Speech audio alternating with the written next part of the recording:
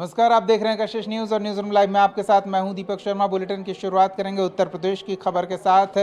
विश्वकर्मा जयंती के अवसर पर देवशिल्पी के जन्मदिन पर योगी सरकार विशेष कार्यक्रम का आयोजन कर रही है। आपको सीधे लिए चलते हैं।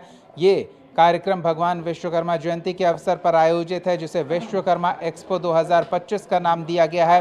इस एक्सपो की शुरुआत सीएम योगी ने की है। साथ ही एमएसएमई क्षेत्र के लिए मेगा ऋण वितरण का भी कार्यक्रम यहां पूरा हुआ है। सीएम ने मिशन रोजगार विश्वकर्मा श्रम सम्मान योजना के तहत हस्तशिल्पियों और कारीगरों को टूल किट वितरित किया है। सीएम ने कनिष्ठ सहायकों को नियुक्ति पत्र का भी वितरण किया गया है। कई स्टॉल का मुख्यमंत्री योगी आदित्यनाथ ने जायजा लिया और वहां उपलब्ध उत्पादों के बारे में, उनके निर्माण की प्रक्रिया को लेकर, उनके बाजार और उससे मिल रहे फीडबैक को लेकर स्टॉल में मौजूद लोगों से विस्तार से जानकारी ली है। किस तरह के उत्पाद और बाजार में किस तरह से उन्हें लाभ मिल रहा है, सरकार की योजना से किस तरह से उनका जीवन बदल रहा है, इसके बारे में मुख्यमंत्री योगी आदित्यनाथ ने पूरी जानकारी ली। कई स्टॉल पर वो रुके, बातचीत की। इस दौरान स्टॉल संचालकों ने मुख्यमंत्री को कुछ तोहफे भी दिए। ये तस्वीरें आपको दिखा रहे हैं।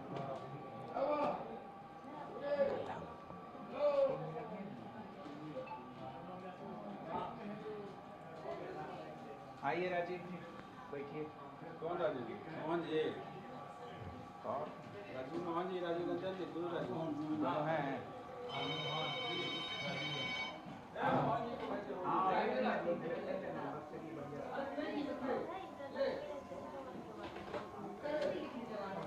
बिठा दीजिए, बिठा दीजिए।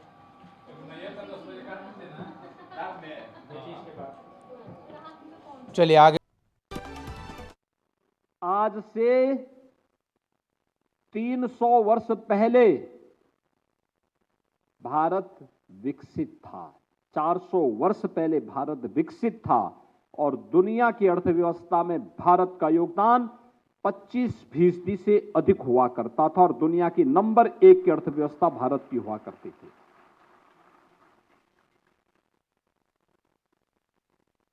मैं देख रहा था कि भारत का 25% योगदान ग्लोबल इकोनॉमी में था। तो यह योगदान किस रूप में था? तो मुझे बहुत सारे आंकड़े देखने को मिले।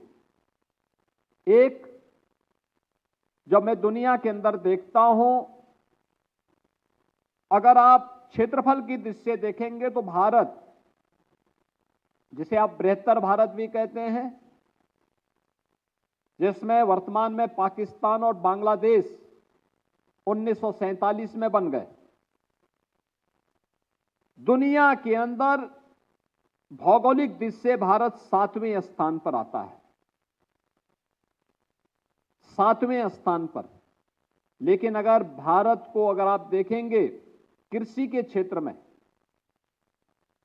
तो दुनिया के अंदर अकेले भारत है जिसके पास, यानी दुनिया की सबसे बड़ी कृषि योग्य भूमि अगर किसी देश के पास है तो भारत के पास है, और जिसमें से 60% से अधिक भूमि ऐसी है जो सिंचित है, जिसमें सिंचाई की सुविधा है। एक, प्रकृति की असीम कृपा कि हमारे पास दुनिया की सबसे उर्वरा भूमि है। इसका मतलब हमारे अन्नदाता किसानों की मेहनत, उनकी मेहनत। एक पक्ष तो यह है कि अन्नदाता किसानों की मेहनत से, उनके श्रम से, हमारे अन्नदाता किसानों ने जो मेहनत की, उस श्रम के कारण भारत धान्य से परिपूर्ण था। लेकिन मैं एक और चीज देख रहा था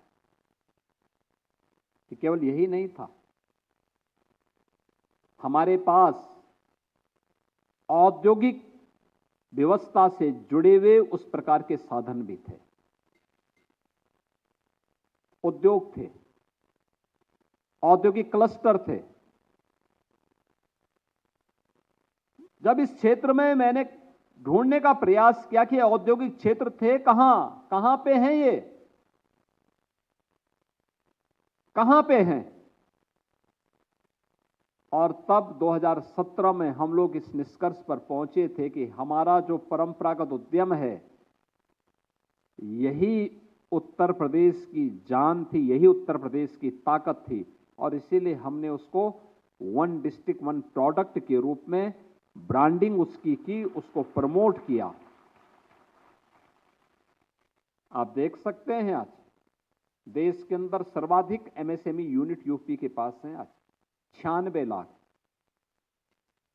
लाख एमएसएमई यूनिट, 2 करोड़ लोग सीधे रोजगार के साथ इस व्यवस्था के साथ जुड़े हुए हैं। 2 करोड़ लोग, यानी कृषि के साथ जुड़े हुए हैं 3 करोड़, एमएसएमई के साथ जुड़े हैं 2 करोड़। यह तो एमएसएमई सेक्टर की बात कर रहा हूं मैं। और इसीलिए हम लोगों ने उत्तर प्रदेश की स्थापना दिवस के अवसर पर 24 जनवरी 2018 को वन डिस्ट्रिक्ट वन प्रोडक्ट की स्कीम को हम लोगों ने लॉन्च किया था।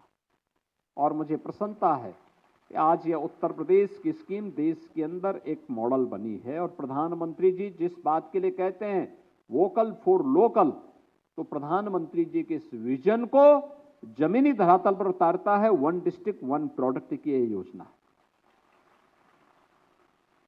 इसने